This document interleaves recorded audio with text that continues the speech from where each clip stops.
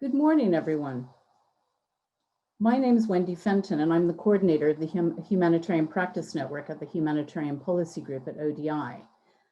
I'd like to welcome you all to today's event on strengthening disability inclusion in humanitarian action. The World Humanitarian Summit in 2016 was a pivotal turning point in the advancement of disability inclusion in the humanitarian sector. The Interagency Standing Committee guidelines on the inclusion of persons with disabilities in humanitarian action, which was launched in November 2019, is the latest in a range of commitments, standards, and guidance developed in the wake of the summit to address the barriers to disability inclusion. But despite this progress, challenges to effective inclusion still remain.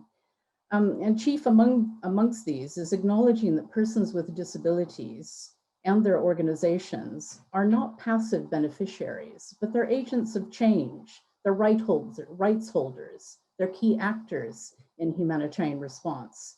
And the lack of good data about people with disabilities that any efforts to strengthen inclusion depend on is another important gap. So drawing on the latest edition of the Humanitarian Exchange on Disability Inclusion and the new network paper on addressing the disability data gap, you can find the links in the chat box. Today, we're going to discuss disability inclusive practices and approaches being used and what more needs to be done to ensure the rhetoric around disability inclusive humanitarian preparedness and response is actually being translated into action on the ground. COVID-19 is exacerbating the need to ensure that disability inclusion is a priority for humanitarian actors, and that makes today's conversation about moving towards implementation of this inclusion agenda even more urgent. So before I introduce the excellent panel that we have today, I want to play a short video introduction provided by Christian Modino Hawk, who is the Humanitarian Director at CBM Disability Inclusion and co-chair of the Global Reference Group on Inclusion of Persons with Disabilities in Humanitarian Action. If you require the British Sign Language interpreter during this video, please pin the interpreter's video now by clicking on the 3 dots in the top right corner of their screen and click Pin Video. Hello everyone, my name is Christian Modino. I'm CBM Global Humanitarian Director and one of the co-chairs of the Reference Group on Inclusion of Persons with Disabilities in Humanitarian Action. It is a great honor and a pleasure to introduce this very timely and pertinent webinar. So thanks ODI a lot for giving me this opportunity. I'm going to sound a bit repetitive or like a broken record, but let's remind ourselves of a very few important facts. Persons with disabilities remain today amongst the most isolated, socially excluded and marginalized of all displaced populations. They are often abandoned by their families as they flee conflict or disaster. They can become more dependent as a result of the loss of their assistive devices, services and support structures. They are excluded or unable to access mainstream assistance programs due to attitudinal, physical and social barriers. Over the 5 past years, there have been, however, significant efforts, and it's worth acknowledging this, to address the rights and support the needs of persons with disabilities in humanitarian action. The 2030 Agenda for Sustainable Development or the Sendai Framework for Disaster Risk Reduction, for example, they have been built on the ethical imperative of leave no one behind. The Charter of Inclusion of Persons with Disabilities, launched during the World Humanitarian Summit, are now endorsed by more than 200 organizations. On a more practical level, the ISC guidelines and the humanitarian inclusion standards designed and developed together with and in consultation with persons with disabilities and their representative organizations help address the gap in understanding the needs, capacities and rights of persons with disabilities. At the government level or interagency level, DEFID, ECHO, or the UN have developed their own strategies and operation guidelines. So while all of this are really very important steps in the right direction, evidence keeps showing that the humanitarian sector is still a long way from meeting the minimum requirements on disability inclusion. Recent reports from COVID-19 response show that persons with disabilities keep facing inaccessible environments and barriers to information, hindering their ability to protect themselves, for example. They also face higher health risks due to often inaccessible healthcare and rehabilitation services, or agencies' preventive measures often do not take into account their specific needs and rights, which can negatively impact their safety, physical and psychosocial well-being. I mean, the reasons for this is not necessarily the lack of will from mainstream actors. We all know the huge demand on quality programming and accountability, and rightly so. But it is more a symptom of an ongoing lack of understanding on how to practically work more closely with persons with disabilities and their representative organizations, which are not merely recipients of aid, but they have a lot to contribute to inclusive humanitarian responses. The new edition of the Humanitarian Exchange magazine, which is presented today, is really a fabulous example of collaboration and exchange of ideas, initiatives and experiences from various stakeholders in delivering inclusive practices. We need a lot more of these. So a huge thanks to Wendy and ODI colleagues for contributing to the ongoing disability inclusion debate and its analysis through the dissemination of these good practices. Wishing you all fruitful and inspiring discussions. Thank you very much for that excellent introduction, Christian. Later on, we're going to be putting your questions to the panel that we have here today. So please do add any questions you have to the Q&A box in Zoom. And now let me introduce our panelists.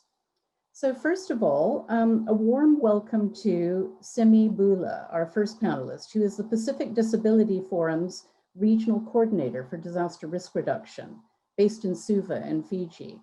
Welcome, Simi. Simi is responsible for implementing the Pacific Capacity Building Program for Disabled Persons Organizations in Fiji, Vanuatu, Papua New Guinea, the Solomon Islands, and Timor-Leste, with support from CBM. Simi has advocated for social inclusion for 14 years. He's worked as a consumer rights activist, and for the last 5 years has worked with the disability sector, promoting the rights and protection of persons with disabilities and their inclusion in preparedness and response actions. We're also delighted to have with us from Lagos, Nigeria, Suleiman Abdulmumuni Uja. Suleiman is the National Project Officer for the International Disability Alliance through the Africa Disability Forum's inclusion work with organizations of persons with disabilities engagement in Nigeria. And Suleiman is a deaf sign language user and a Bridge training alumni. We're going to talk a bit more about Bridge training later, and has been a grassroots disability activist since his school days. And since then, Suleiman has held key posts in various disability organizations and is a role model for upcoming youth with disabilities, upcoming youth activists with disabilities. And moving to Khartoum, Sudan, our third distinguished panelist is Alradi Abdallah. Alradi is also Bridge alumni and the Global Training of Trainers lead for the Bridge Initiative within the International Disability Alliance's Capacity Building Unit. Alradi focuses on strengthening the network of Bridge facilitators at the global, regional, and national levels, and supporting Bridge alumni to become facilitators. And Alradi is a lawyer with strong experience of legal harmonization, access to justice, Convention on the Rights of Persons with Disability monitoring processes, and of providing support to national and regional organizations of persons with disabilities. He was the International Disability Alliance Open Society Foundation Fellow in 2017, supporting IDA's work with the Human Rights Council. Alradi is a blind person and is a member of the National Blind Association in Sudan. And last but not least, we're privileged to welcome Shireen Al-Sheikh Ahmed, who is currently the Age and Disability Inclusion Advisor with Islamic Relief Worldwide, based in the UK. Shireen is an inclusion specialist with over 17 years of experience in disability mainstreaming and development in humanitarian projects.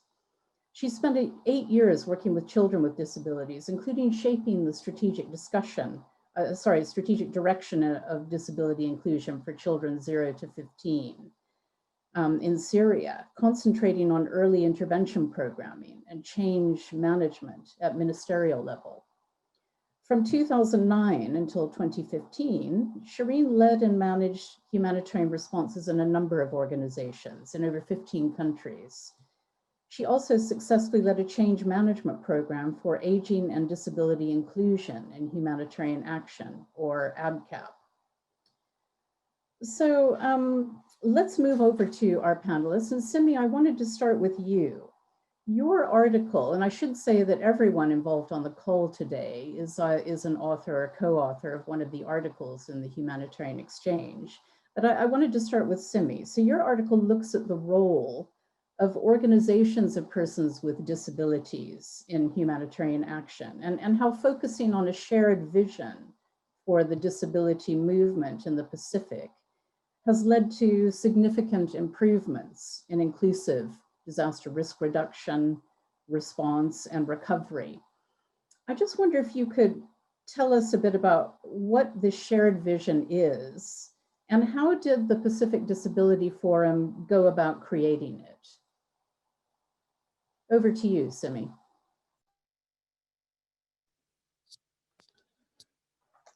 Yes, Bolivnak, everybody. Good evening and good morning to all of you joining in today. In terms of the shared vision for the work that we do in the Pacific for organizations of persons with disabilities, just very briefly, let me just talk about the Pacific Disability Forum. Who are we in terms of the work that we do?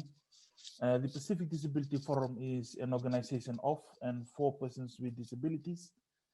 We are a regional umbrella organization of which is made up of national organizations of persons with disabilities across 21 Pacific Island countries and territories. So basically, the work that we do, we promote the rights of persons with disabilities with the bigger goal of all human rights for all persons with disabilities. And in this goal, this is where the strategy or the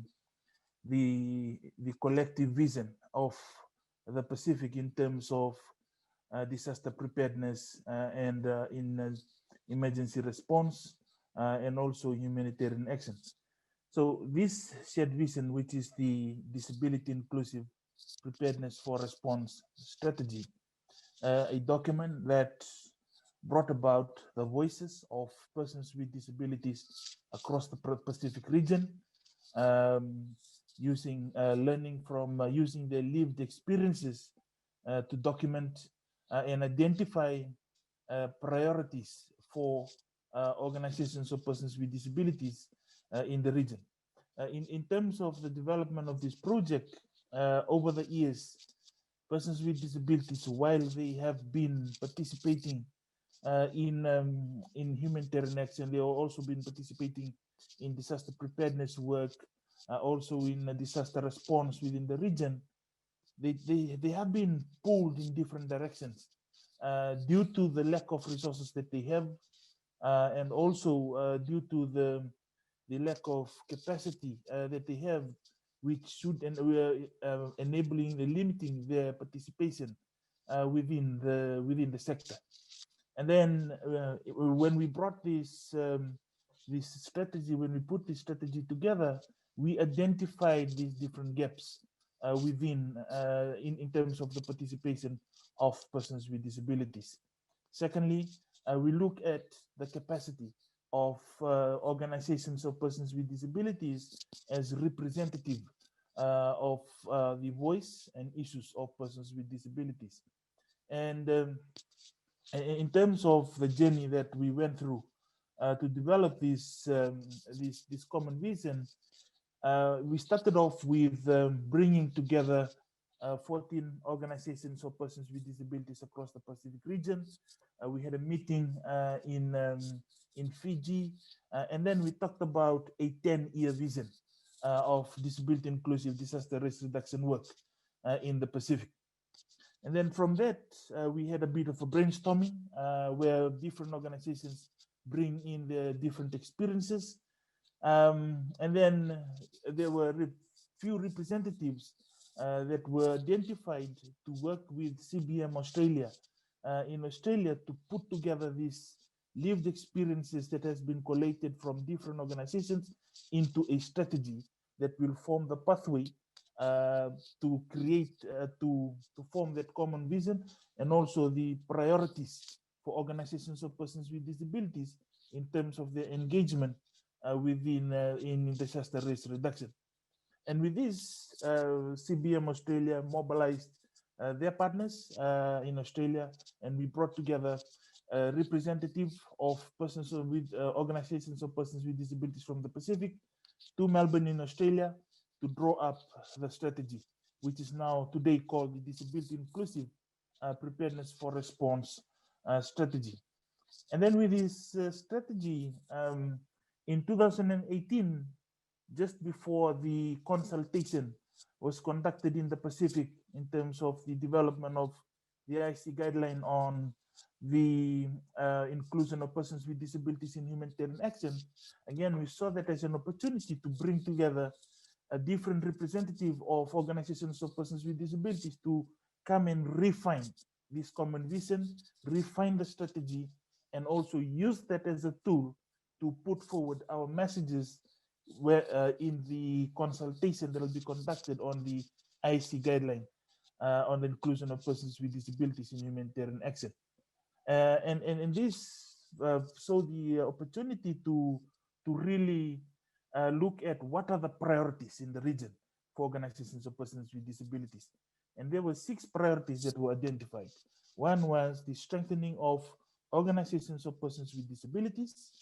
And this is the heart of the strategy, where we look at strengthening of the organization of persons with disabilities in terms of their resourcing, looking at also in terms of human resource, mobilizing capacity building support, and also mobilizing technical support to co-respond with organizations of persons with disabilities to respond to the needs of the different stakeholders within the sector, looking at targeting the second change area, which is looking at targeting government, and then the third change area targeting other humanitarian actors, and then we have the fourth change area, which targets communities and community-based organizations and community leaders as a key stakeholder in ensuring the inclusion of persons with disabilities.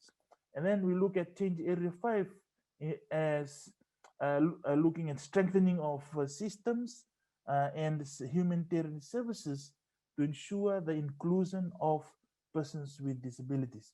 And we look at change area 6 as an area of evidence, where we gather evidence, looking at how we can further keep strengthening the strategy to inform it with, one, the lived experiences of persons with disabilities, and secondly, the barriers that they face, and also looking at how we can document best practices that can be used to strengthen the response, emergency response, and also disaster risk reduction work in the region in terms of the inclusion of persons with disabilities. And ever since, we've been using this strategy to guide the work that we do, to guide our messaging, and it has really seen changes in terms of how persons with disabilities are engaged in the sector. It also has seen the difference in terms of when they are coming in, they are now engaging in cluster systems. They are now having conversations with national disaster management offices.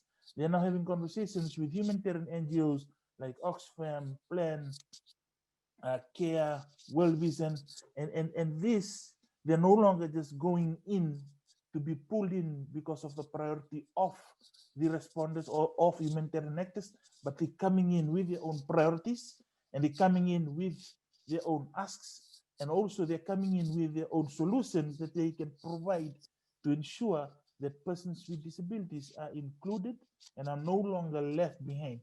While this work is just starting off, a long way away from achieving the vision that we want in terms of all human rights for all persons with disabilities, but it's a continuous work. It's a continuous work, and we are thankful with our inclusion partners such as CBM Australia, CBM New Zealand, and also International Disability Alliance in providing us with those technical support and also in supporting us in terms of corresponding and further keep on supporting our member organizations nationally to build the capacity. And that's how we, in terms of the current program that we're implementing in the Pacific, where we are building the capacity of organizations of persons with disabilities as a direct interventions targeting organizations of persons with disabilities. So the arrangement that we have at the national level, multiple organizations are now running to organizations of persons with disabilities for technical support around disability inclusion. And for them to do this, they need to be recognized, partners need to recognize that there will be capacity gaps.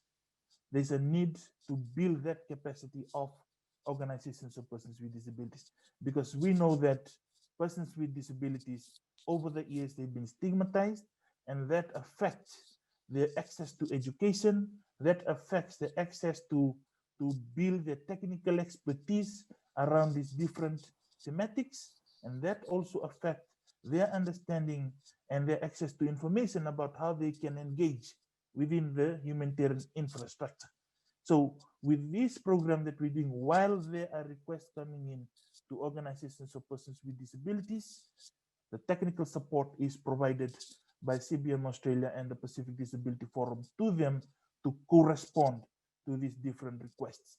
And for us, we call our approach as the triangle team approach, in which the tip of the triangle is the national organizations of persons with disabilities, and the base of the triangle we have CBM Australia and the Pacific Disability Forum providing that technical support, facilitating south to south learnings between cross-country learnings between organizations of persons with disabilities, and also providing that ongoing mentoring to staff of the organizations of persons with disabilities in ensuring that they are responding effectively to the request coming in from partners, and also they are supported with necessary tools, information, and resources to strengthen their response to the different humanitarian actors that are currently approaching them in terms of their participation.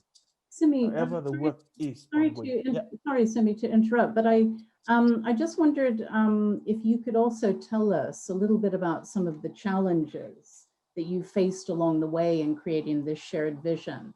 I mean, it sounds like a really successful initiative, and that through this developing this shared vision, also you've been able to maximize the resources that you have, get the support that you need, but only to help you in your own vision of what you want to do, rather than having to carry out the vision or meet the objectives of other organizations. But were there any challenges that you faced along the way in bringing this all together? Thank you. Thanks, Wendy. In terms of the work that there are challenges. In the Pacific, we are separated by oceans. So we are scattered across the oceans, and in order for us to come together as one to build such visions, it costs money, and it costs a lot, because you have to travel across the seas to be able to get to a place for us to be able to meet together as a team. And that was one of the biggest challenges, trying to mobilize resources and funding to support the development of this vision. And we're thankful to our donors that enabled this work for us. The Department of Foreign Affairs and Trade, of the Australian government, Ministry of Foreign Affairs and Trade of the New Zealand government, and the International Disability Alliance, CBM Australia, for enabling us to be able to come together and do this. And while we do this, the other challenge that we faced was the capacity of organizations of persons with disabilities for them to be able to really fully implement the strategy and the priorities. While we have a strategy, while we have a bigger picture in terms of where we want to go, there still needs for them support needed to strengthen them in terms of implementing the strategy, and also to resource them to be able to actually work with different organizations. For us, the 5 organizations that we're looking at in Fiji, Vanuatu, Solomon Islands, Timor-Leste, and PNG, we are fortunate that we are funded through the Australian Humanitarian Partnership to be able to implement this strategy for us. But then for other organizations in the region, organizations of persons with disabilities in the Pacific, they also need similar funding. They also need, and this has been an ongoing issue for us in the Pacific. And most organizations of persons with disabilities in the Pacific, they only have 1 or 2 staff within the office.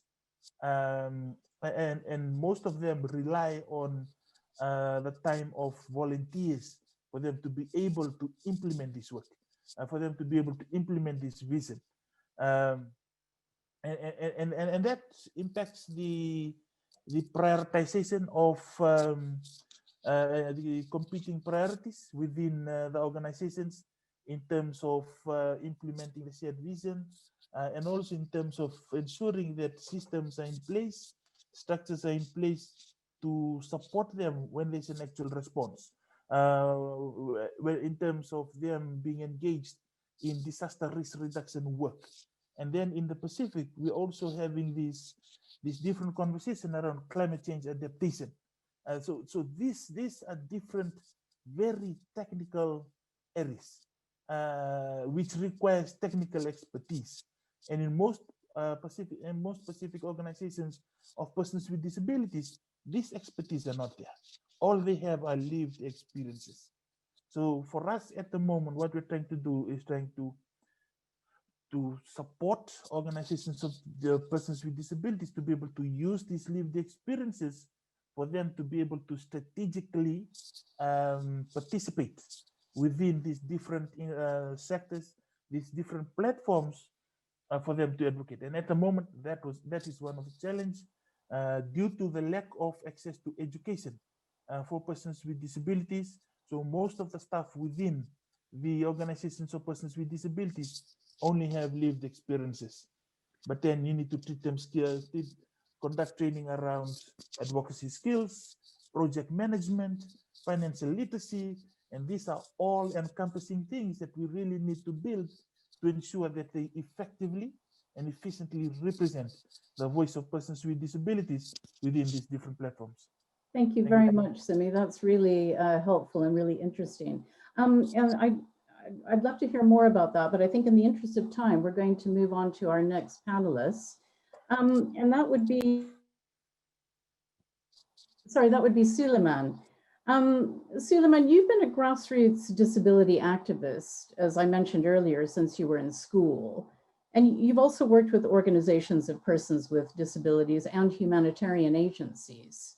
So in your experience, how does the Bridge training platform, and you might need to tell us a little bit about Bridge for those on the call who aren't familiar with it, how does that foster a shared vision, or in other words, a mutual understanding and stronger and equal collaboration between humanitarian actors and the disability movement? Over to you.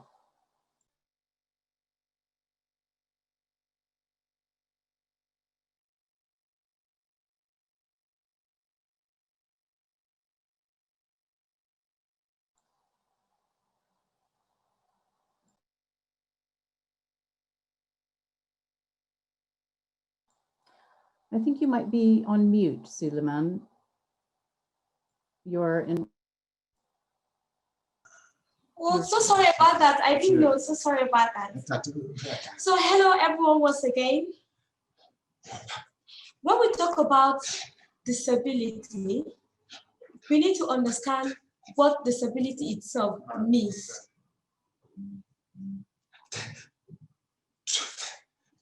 The UN Convention on the Rights of Persons with Disabilities says disability is an impairment of environment or the situation around, which means physical and other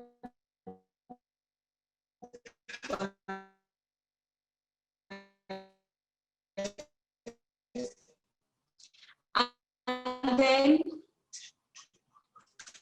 we need to understand that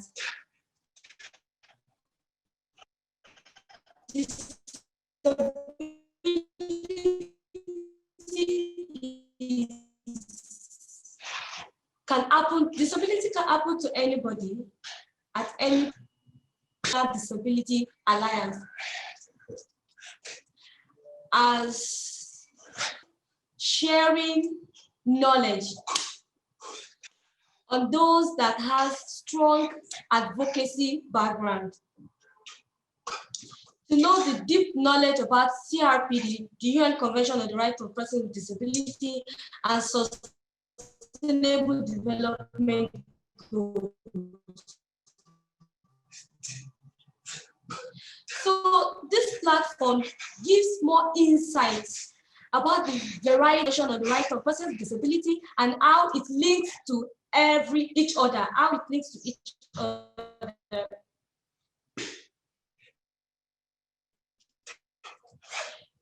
Bring different people from different countries, different segments, be it disability organization, advocates, activists, government sectors, different kinds of people, bringing them together to learn all the articles, the specific articles in UN Convention on the Rights of Persons. For example, when we talk about Article 11, it focuses on humanitarian and situation risks. It works with humanitarian actors, and then the DPOs who has knowledge of disability issues. Humanitarian actors are also specialists in their own area, and then these two professionals are brought together. Humanitarian actors has their own policy, they know their work, but they can also learn how disability issue through DPOs, they can mainstream it together to make their work inclusive. So disabilities, DPOs have knowledge, they are strong advocates. They know how disability can be mainstream, and so they bring humanitarian actors together, link them together. And that is what we call disability inclusion in humanitarian actors.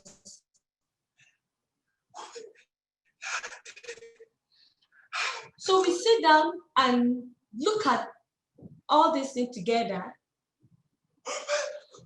When we talk of humanitarian and disability, the UN Convention on the Rights of Persons with Disability has different links. For example, children with disability on Article, excuse me. Children with disability links up with education. When it comes to school structure, we must consider how we set up measures, preventive measures in emergency situation. So like Article 6, humanitarian actors has their own They have preventive measures too to reduce any risks. And so we have to work together, we work along. Another scenario is women with disability, and it's a wide issue. It goes around with accessibility. The issue of emergency situation often happens with women, be it in the hospital, be it at home, or probably they are traveling. It could be at any point. So we need to consider how to merge it with disability inclusion in that area. In my work experience, there are a lot of things that have happened, if not because of bridge training and the knowledge I have gotten from the training. Sometimes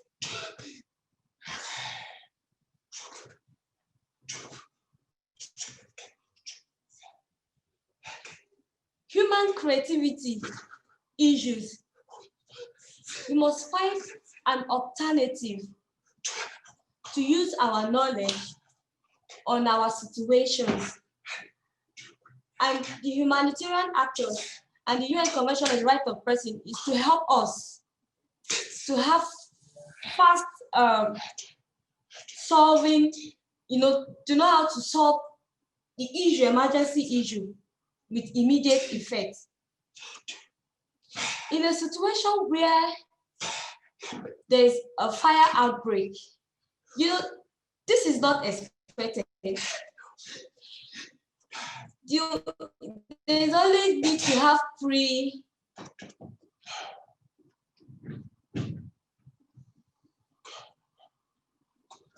pre-consent on how you can act. First aid, for example, you must have first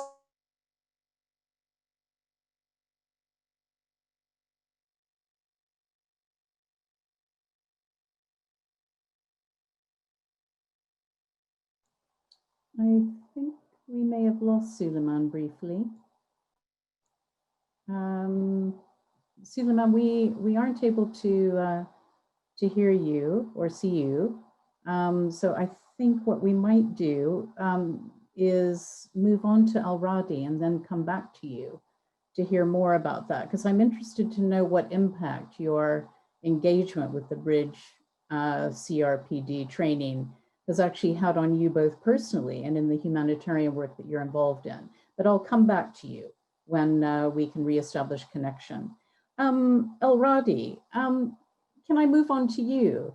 I mean, in your humanitarian exchange article, you talk about the need for a participation revolution. I mean, what does a participation revolution, this is language also borrowed from the Grand Bargain, what does this look like and why do you think it's necessary? Over to you, Al-Radi. I think you're on mute.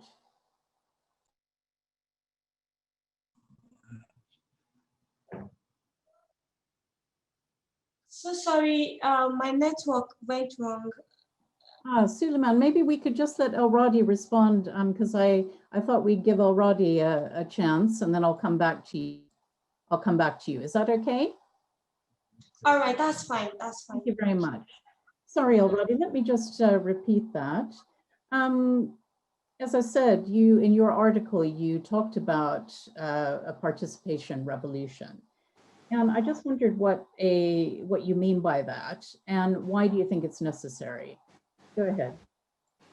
Thank you so much, Wendy, and hello all. Good morning and good afternoon. When the participation revolution is a key to fulfill the outcome commitment that have been issued by 2016 Humanitarian Action Summit in ensuring capacity building of local actors and strengthening the ownership of humanitarian response. So we mean by that to have open dialogue between local actors and other policy makers in order to recognize the voice of local actors, as local actors have their own experience and they have all knowledge about their context. So here, when we talk about local actors, we need also to acknowledge the diversity of such communities, such local actors. We talk about all diversity of that community. We talk about women, we talk about old people, we talk about indigenous people, we talk about youth, and of course, we talk about persons with disabilities and others. Of course, in any crisis, there is need for people coming from outside to help in respond to such crisis. But of course, also, we need to ensure that people coming from outside, they have to have open and genuine dialogue with those local actors. We have to acknowledge the knowledge of local actors. We have to acknowledge their experience. We have to acknowledge their deep knowledge of their own local context. Through that dialogue, we can ensure better delivering and better designing and better monitoring of such action. And when we talk also about action here, we talk about any such humanitarian action. We talk about response, preparedness, we talk about also OSH and so on.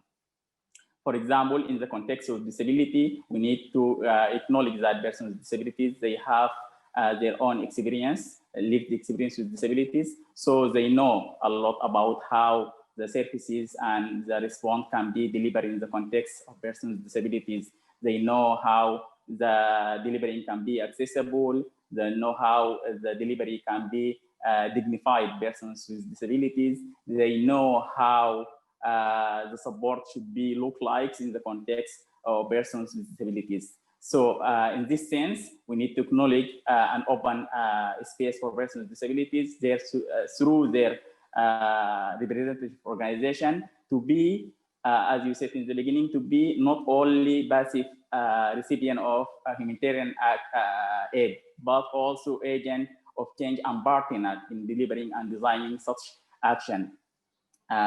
So when recognize the lived experience of persons with disabilities and their deep knowledge of their context, then we can deliver dignified, helpful, and very targeted action, humanitarian action. Of course, humanitarian actors and know a lot about the context of how to deliver the aid, how to deliver the response, and so on. But in some contexts, they need other knowledge and other experience, as we said in the context of persons with disabilities, for example. In this sense, we, as Suleiman mentioned, in International Disability Alliance, along with International Disability and Development Consortium, we have initiative called BRID CRBD SDG Training Initiative, which aims at developing the capacity of persons with disabilities organization generally, but we have a specific training on Article 11 of the CRBD, which focus on people with disabilities in the context of humanitarian action. In this training, we open this space for mutual learning, mutual exchange between persons with disabilities and the humanitarian actor. So we last year we held one training consists of 30 participants, 10 from humanitarian actors and 20 from DBOs.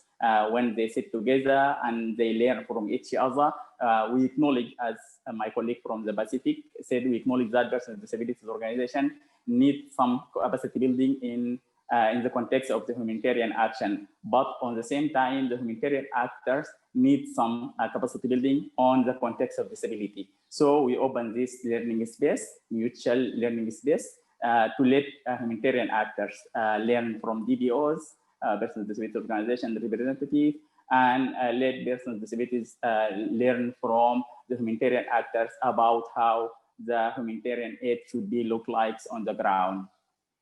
Last year we held the first training, which was in English, but we are planning to have at least one training per year.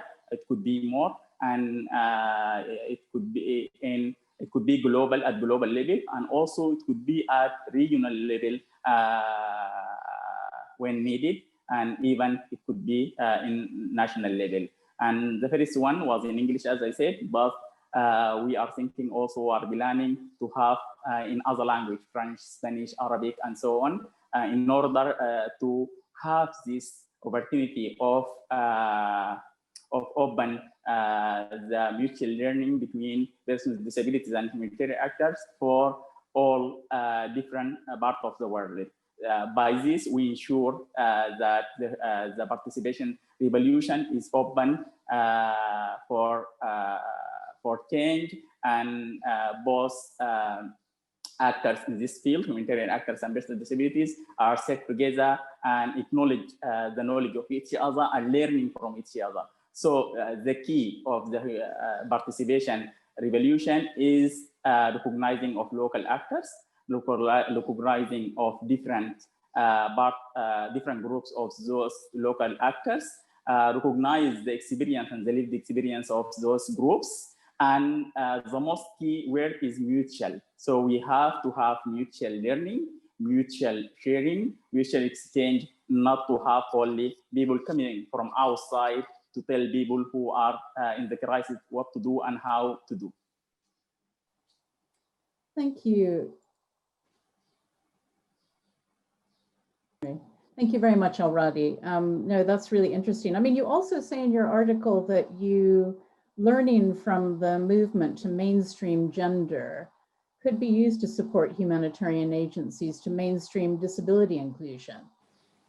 What are some of the key lessons that you think have been learned from that, including the risks associated with following this model for inclusion? And if I could ask you to be fairly brief, because I want to make sure I can move on to Shireen before we open for the Q&A. I'd really appreciate it. Thank you.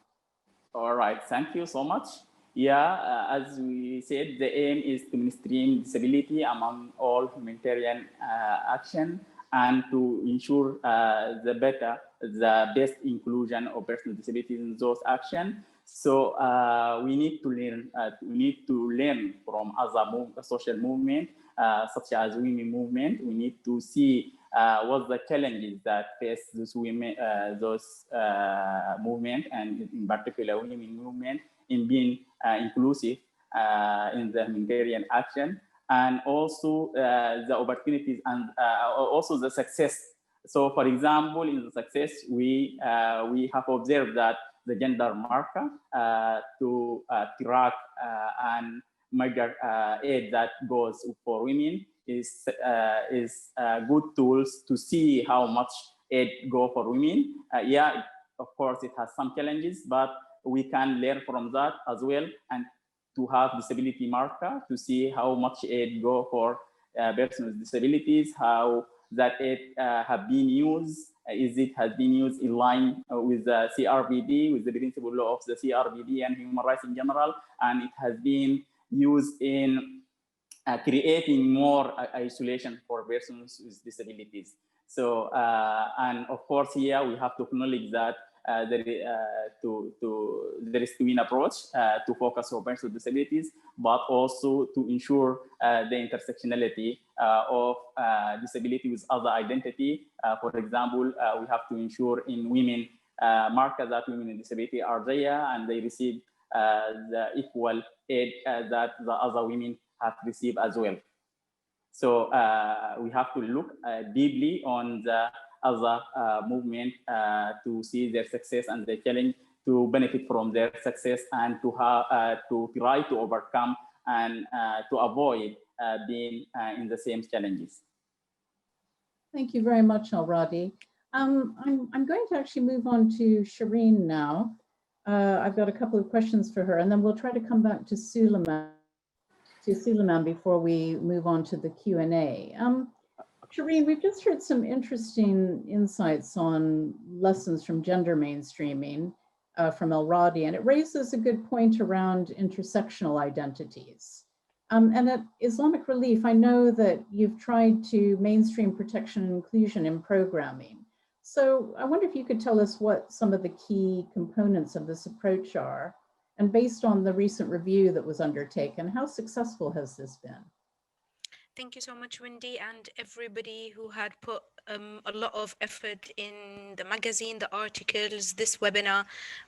It's such a privilege to take part of in this webinar and in the write-up of the article. So I hope everybody enjoys it.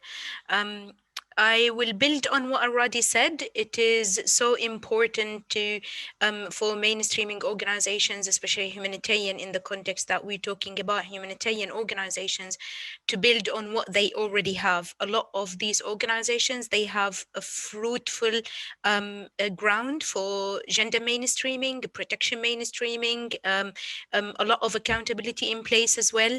And this is what we've done in Islamic Relief. What we've done is we've united all of these effort. We brought gender mainstreaming, we brought protection mainstreaming, and what we have on accountability framework in place, and we built an intersectionality framework. As I've illustrated in the article, the intersectionality framework looks into 6 A's. This is the main component of intersectionality that we work on Islamic Relief. The 6 A's start by analysis, understanding that we really need to identify people with disabilities, where they are, how many are they in our communities that we work with and we serve, building on proper data and the use of the Washington Group questions in collecting data as well. The analysis leads us to adapted assistance and how we can adapt our services and our programs to make sure that it is inclusive of people with disabilities and their differentiated needs. That taking all of this on board, we need to make sure that we open our eyes to the negative effects. So the third A is about attention to negative effects. We make sure that we have adapted participation in place. And when I speak about adapted participation, we are aiming to meaningful participation of people with disabilities and their representatives wherever they exist. Not in many contexts, in humanitarian contexts, there are OPDs, and it is so important to reach out to people with disabilities themselves in the absence of OPDs. Bringing all of this wouldn't be possible without adequate capacity of our country offices or partner organizations. So looking again into what kind of capacity is needed. A lot of the panelists spoke about capacity. Capacity is not only for LPDs, but even for humanitarian organizations, where we're trying now to look into what we need and what OPDs need, so we can bridge this gap among reaching to inclusive humanitarian action. We look into accountability, a lot of work now happening on inclusive feedback and complaints mechanisms, how we make sure that our mechanisms are inclusive, where we can reach out to the furthest of people with disabilities left behind. What was successful in this journey? I think first, the buy-in, the ownership of Islamic Relief at a higher level, that we really need to make sure that no one is left behind. Maybe with resources, understanding where to put resources in place. A lot of commitment has been encouraging in providing the seeds for positive change in Islamic Relief operations. We have a commitment of recruiting local protection and inclusion coordinators in all our operations to make sure that our operations are inclusive where possible, making sure we reach out to people with disabilities and their organizations. As I said earlier, what Islamic Relief has realized, it is a start. It's just the seed was put there. it needs a lot of time, of course. As already said, there are social movements out there that took ages, and it's still a lot of work is needed, and the disability inclusion is not different. That journey needs a lot of investment. We realized in Islamic Relief that we need a lot of investment in digitalization, in bridging the gap with and strengthening the work with OPDs and people with disabilities representation, in tackling stigma and discrimination and attitudinal barriers, specifically of our own humanitarian workers before we reach out to communities. We started to look into what we can make, what we can invest in faith approaches to reach out to stigma and discrimination.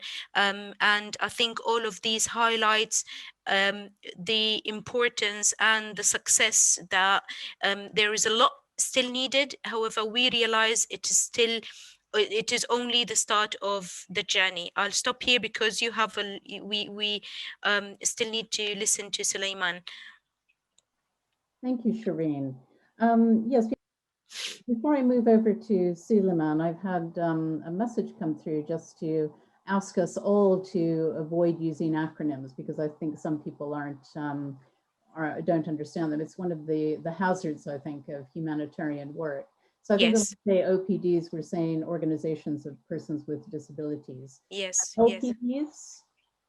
OPDs, organizations for people with disabilities, and DPOs, disabled people organizations. In the sector, we're using both. However, it is an issue of identity for people with disabilities themselves and how they would like to identify themselves and their organizations. Thanks for that, Shireen. Let's move back over to Suleiman. And Suleiman, I'm going to ask you very briefly, if you could, because we want to move into the Q&A. And I do want to ask the panelists one question about disability data. But could you just tell me what the impact from your perspective this has had on you personally, and also in the humanitarian related work that you're involved in? Thank you.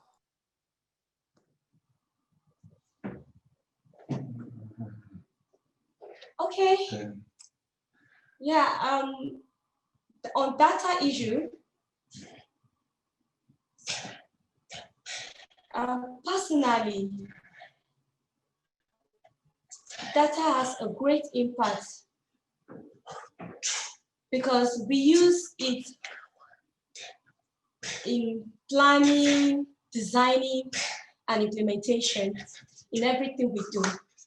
So with data, we will be able to know the exact number, what kind of disability, the gender, the age, and then the location of persons with disability.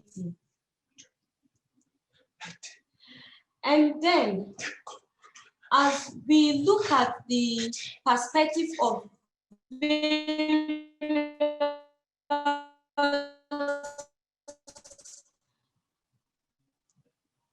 the strength of bridge with humanitarian is great when we have the knowledge of data collection. It is one of the strategies being used to document in planning the best disability inclusion, disability concepts, in accessibility, whatsoever that has to do with persons with disability. So when we talk about data, it puts, this is having it in mind that the use of reasonable accommodation is a key through data. We'll be able to give a proper accessibility services for various clusters of persons with disability. That is my view on data. Thank you very much, Suleiman. I do have other questions I'm really interested in pursuing, but in the interest of time, I'd like to move on with the Q&A because I want to give our our panelists a chance to respond to questions from the audience, not just from me. So there are several really interesting ones, but I want to start off first with a comment from Kate Strivens. She says, it's not a question, but a thank you. It's actually eye-opening to see how you can make something as simple as a webinar inclusive itself, which has seriously lagged during COVID when everything has switched to online. So thank you for that, Kate. We're always trying to do better in this regard. So we have actually a question from Dr. Sarah Collinson, and Sarah is the author of the network paper. The link's been shared in the chat box. But Sarah says, persons with disabilities and organizations of persons with disabilities have very much led the way in strengthening disability inclusion in humanitarian action at all levels, local, national, and global.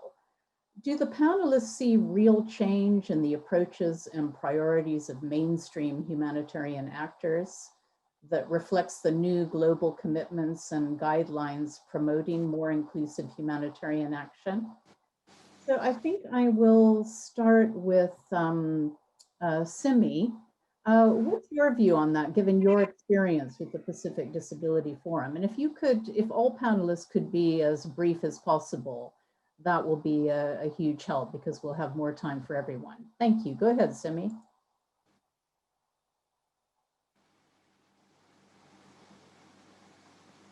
Get the question. Can you just please? Sure, sorry. Let me just repeat that. So sure. Persons with disabilities and organizations of persons with disabilities have very much led the way in strengthening disability inclusion in humanitarian action at all levels, local, national, and global. Do the panelists see real change in the approaches and priorities of humanitarian actors in ways that reflect these new global commitments and guidelines around inclusive humanitarian action? Is that clear? Yeah, thank you. Thank you. Yeah, I think, thank you for it. It's a great question. And I think this is the question that that we keep asking to humanitarian actors in terms of how effective are the inclusion and the participation of persons with disabilities within the space. For us in the region, we have seen changes. But we know that humanitarian actors are taking baby steps, and just to reflect on the opening speech from the director of the CBM Global, in terms of saying that there is willingness from humanitarian actors to ensure the participation of persons with disabilities.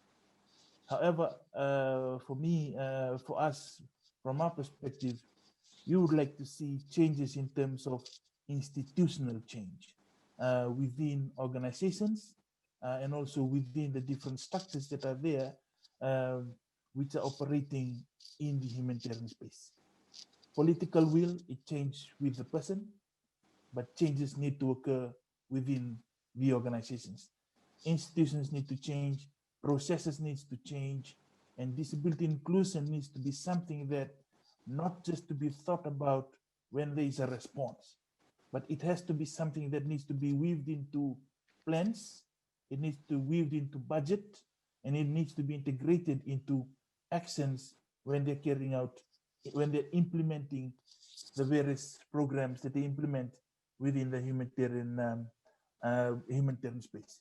So for me, it's institutional change that needs to happen. While there are political will for the need to include persons with disabilities, this political will needs to convert into actions. Thank you. Thanks, Simi. Rather than go to other panelists on this question right now, because we have so many interesting questions, I'm actually going to go on to the next one. And I want to direct this one to El-Radi. This is from Karen Johannes. The new IASC guidelines on disability inclusion and humanitarian action referenced earlier identify 4 must-do actions to effectively mainstream disability in humanitarian services. One of the actions is to promote the empowerment of people with disabilities. I find, however, this action is less tangible than the others, although it is crucially important. I'm curious to hear from the panelists if they have concrete examples of how to actualize empowerment, how to make this happen, particularly in emergency contexts and in environments where there is stigma around disability. Would you like to have a go at that, Alradi? All right. As I have mentioned before in my speech, we have bridged CRPD SDG Article 11, which focus mainly on people with disabilities on humanitarian situation. So through this, we aim to develop the capacity of humanitarian actors, but on the same time to empower persons with disabilities with develop their capacity to be able to engage with other humanitarian situation, to be able to advocate for better inclusiveness of persons with disabilities. So as a result, for example, from the first training, alumni of this training have been requested to conduct training for humanitarian actors with many like international organizations, and have been also asked to be as advisory in role with those organizations, and have been also to advocate at national level for more engagement of OBDs in the response and other humanitarian action. So yeah, it needs a lot of time, a lot of work, but it needs a lot of time and a lot of work, but by the end, of course, it will work, but it needs more collaboration, more working together with different organizations in order to accomplish that, to accomplish the empowerment of persons with disabilities. And the key, again, the key is to acknowledge the recognition of persons with disabilities as a partner, not only passive recipient of aid, and which is working on through this capacity building initiative. Thanks very much, Alradi. Shireen, I wondered whether you wanted to comment on that question as well.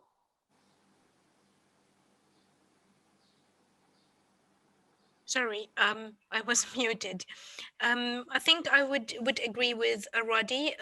To have an actual empowerment, there need to be a lot of coordination. The coordination for the time being is only with the focus of building the capacities of organizations for people with disabilities, or how to address the issues of people with disabilities. But I think at the same time, there needs a lot of coordination among humanitarian actors to ensure that the empowerment and the efforts to empower the representation of people with disabilities come together. I think maybe the bridge training has supported some of the organizations, humanitarian organizations, who participated in that to understand the importance of inclusive emergency or humanitarian action, but a lot still need to be done. As Simi said, it is still baby steps, and unfortunately not a lot of coordination at the level of humanitarian actors yet to ensure this work is coordinated. Thank you, Shireen. I have another question here from an anonymous attendee. In your personal experience regarding humanitarian action and disaster risk reduction activities, what are the specific needs or disability types which are most underserved or most disregarded? As an example, do you think that physical accessibility is usually sufficiently covered while communicative barriers are less addressed? Are there issues which still rarely get any attention? And I want to direct this to Suleiman. And again, Suleiman, if you could keep your response brief and to the point. Thank you.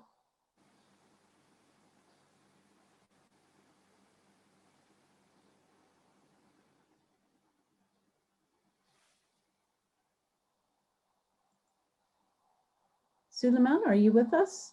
I think your microphone is on mute. Hi, I'm here. I'm here. Great. Did you get that question, or do you want me to repeat it? Yeah.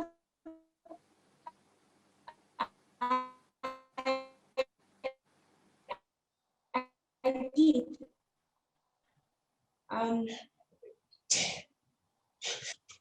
We need to know the exact type of disability, which is very, very important because it is an impairment, and what we can, so that we can put in place the right emergency, the type of emergency reduction to be given. Like I said earlier on, it is very, very needed for us to know the locations of persons with disability. That's location where they live. What kind of humanitarian act of emergency that have been happening oftentimes, and then we can make arrangements. A situation whereby it just happened like unexpectedly. The most priority thing is that we must make sure that we know the persons with disability around that vicinity. Is it a physically challenged? Is it somebody with multiple disability, or whatever kind of disability the person has? The person has to be rescued first. And then the kind of mainstreaming and disability inclusion concept and situation risks is very, very key.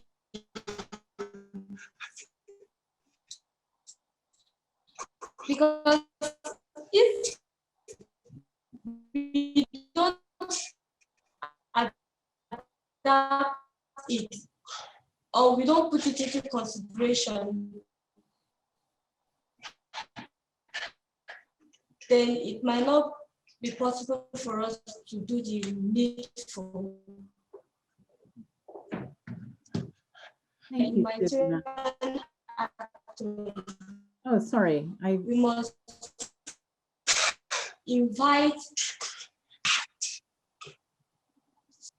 I think we're having a little bit of trouble with the sound, Suleiman. Well, let me just move on to someone else and then I'll come back to you. Sorry about that. Let's see. I have, we've got an interesting one from Eve Ngunzi, who is also a co-author of an article in the Humanitarian Exchange. Eve works with CAFOD, and the article was about the Saudi approach, a safe, accessible, dignified inclusion. Eve asks, what can be done to accompany data collection about the 6 types of disability using the Washington Group questions so that it influences the programming? In my experience, in many cases, it is approached with just a statistical aim. I wonder if I can direct that question to Simi first. And I believe you've got some very good experiences of using improved data in the Pacific, Simi. So please go ahead.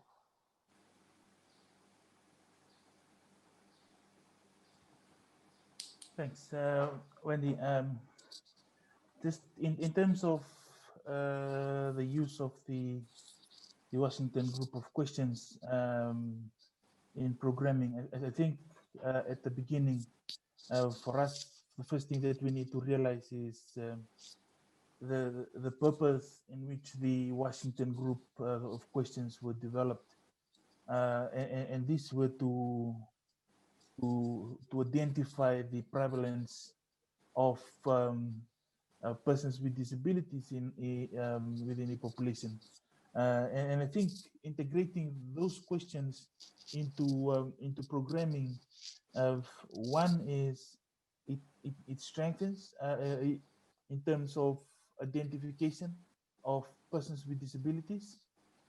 Secondly, is it enables disaggregation of data, not just according to the population, but also according to issues, linking it together with the different domains that are identified through the various questions that are used in the different tools developed by the Washington group.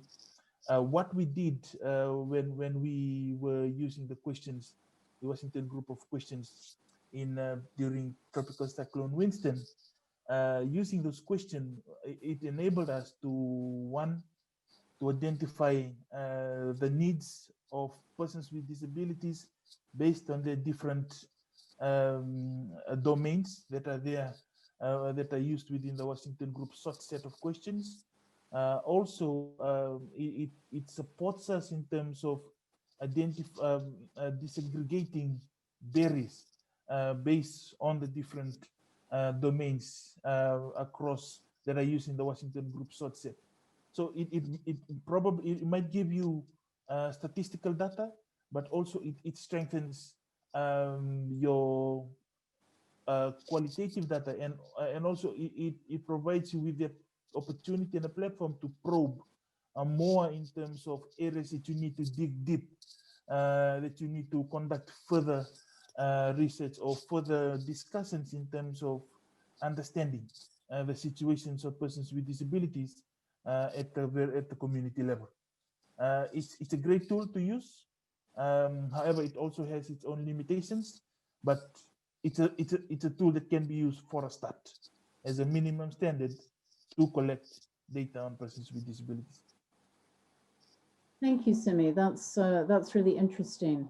I've got another question here from Kim, who works with the GSMA Assistive Technical Team.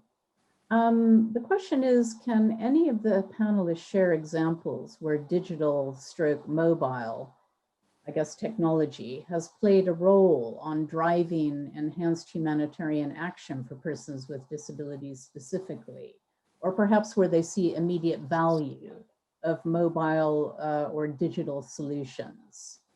Let's see, maybe we could start with El Radi, and then others can come in after that if they have comments. So Radi, have you seen any applications for this or evidence of this? Over to you. Yeah, generally in response to this question and the question that before have been addressed to Sulaiman, is when we're dealing with accessibility for persons with disabilities, that should be looked on case-by-case basis. Because as Sulaiman mentioned, the disability considered as interaction between people who have impairment and the barriers that are around them. This interaction led to isolate or limit the participation of persons with disabilities. So in order to remove these barriers, we need to see the specific context. For example, in context in Sudan, the barrier will be different from the context in UK, from the context in Pacific, and so on. So should be look at on case-by-case basis. And the key word here is consultation. We need to do consultation with persons with disabilities in that specific context. And more specifically, in some cases, we need to do consultation with individual disabilities that need or require specific requirement or needs. But generally, technology play a good role or significant role in facilitating the life of persons with disabilities, even not in the humanitarian situation. For example, myself, I'm blind, and I use screen reader. Through it, I'm able to do everything through mobile phone or laptop, doing my study, my work, and even all my life that related to typing and reading, and rely on this assistive technology. So generally, the technology can play a huge role. And also here, linking that with the participation revolution, we need also to see what the local community has. Local community have I mean, like in some communities, they have their own technology, yeah, and their own materials that could be benefit for such community. For example, in some areas in Sudan, because of the rain, you cannot use specific material to do lamps, like artificial lamps. So you need to consider also the context and the consultation of persons with disability in that context in particular. Thanks, Alradi. Would anybody else like to comment on that? Suleiman or Shireen? Yes, Suleiman. Go ahead, Suleiman. Okay. Like Alradi has said,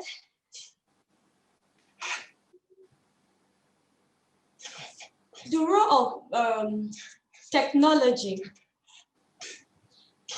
plays a key role in humanitarian action.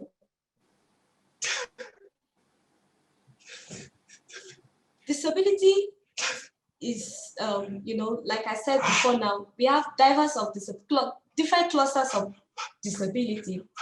So the most important thing is that there is a need for us to have specific type of devices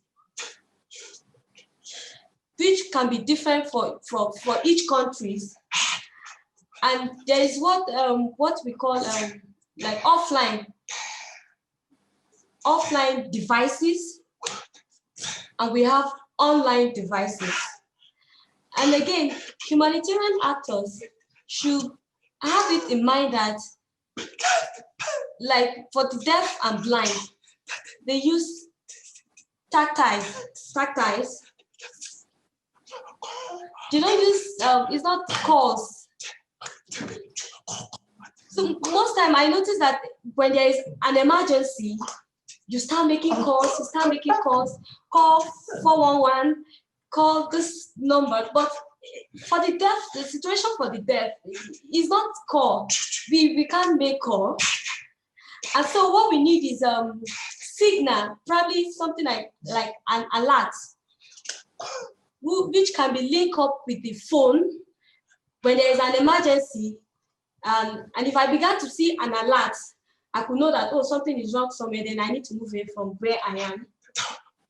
Presently, we have different kind of new devices coming out now, which they are accessible to some specific type of disability. And those clusters, those companies that have been producing this, I believe that they can keep trying, keep improving to produce more devices that can be accessible to those of us that need them. Thank you. Thank you very much, Suleiman.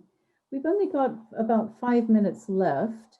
And so what I'd like to do, although there are a few other questions in the chat, and we can certainly direct those to panelists and put people in touch with each other afterwards.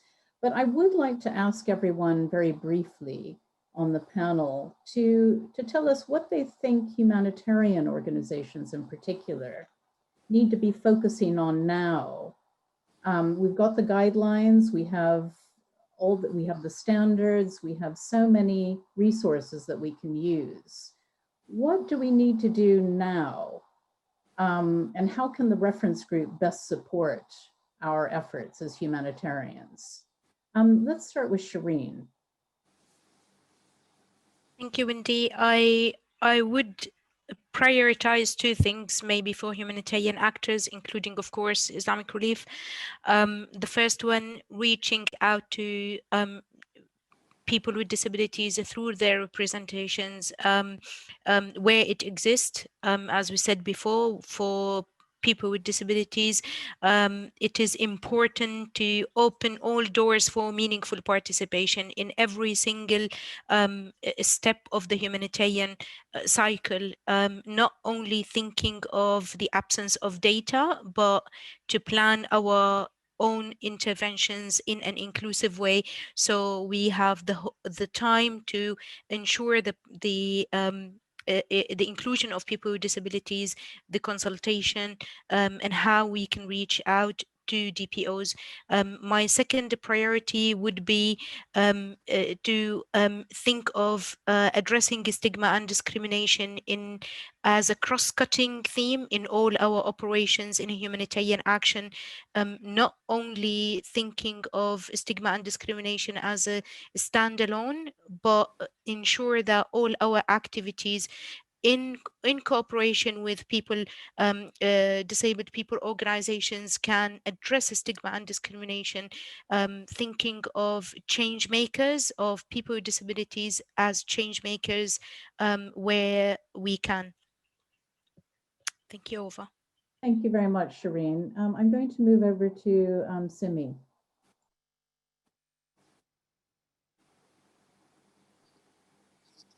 Thank you, Wendy. For me, the two things that I would focus on is, one is the recognition of the need to build the capacity of persons with disabilities to effectively participate within the sector. And this is looking at it from two folds.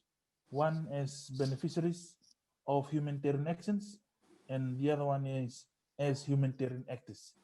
So for me, looking at that, strengthening the, ensuring the effective and meaningful participation, there's a need to recognize that there are barriers that they experience which needs to be removed, and there are support that needs to be provided to maximize their participation, and for them to be able to bring in things that they can contribute to ensure the inclusion, and also to ensure that they're not left behind.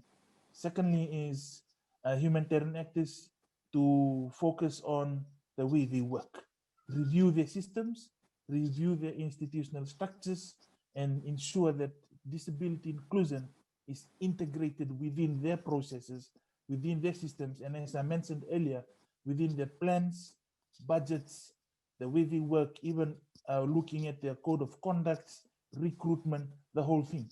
I think there's a need to really look at institutional change within different organizations, institutional change within people within organizations, and then only we can see effective participation from persons with disabilities. Because while we're dealing with changing attitudes, changing mindsets, and changing behaviors, institutions, processes, laws, and the ways of works need to also change to support this.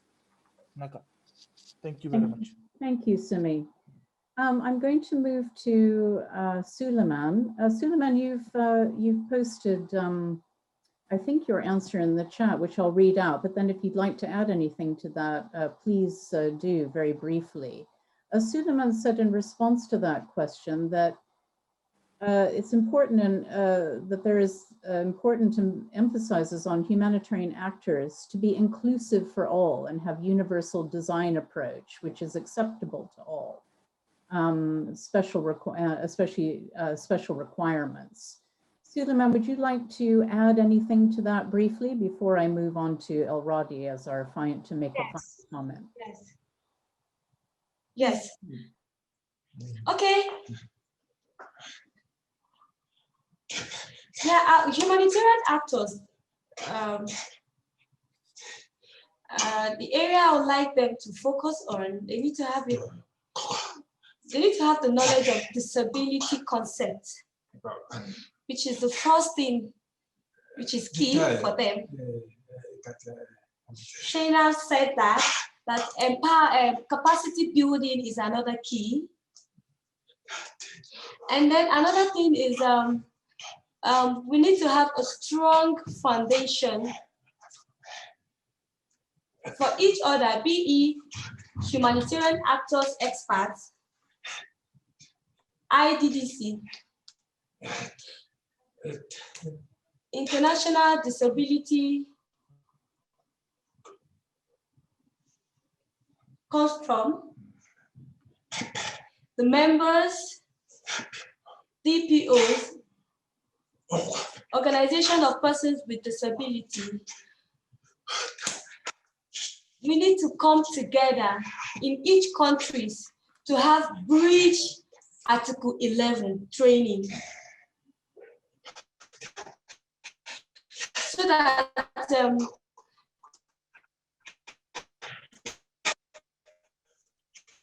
they can have, they can have the knowledge, context on how to better carry out, because every country has its own situation, emergency, whatever. So all this needs to put into consideration. So capacity building is very, very important.